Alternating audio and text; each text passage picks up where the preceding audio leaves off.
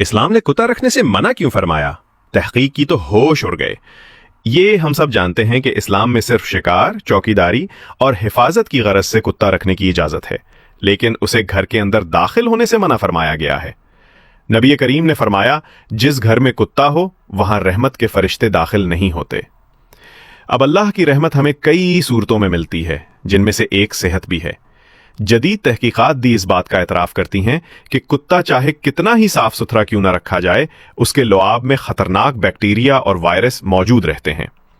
ہم دیکھتے ہیں کہ کتے اپنے مالک کو پیار کرنے کے لیے چاٹتے ہیں، بلکہ مغرب میں تو پالتو کتے ان کے برتنوں میں زبان بھی پھیر لیتے ہیں۔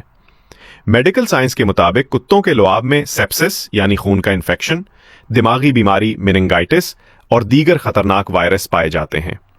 یہ بیماریاں صرف کسی کھلے زخم کو چاٹنے سے بھی انسان میں منتقل ہو سکتی ہیں۔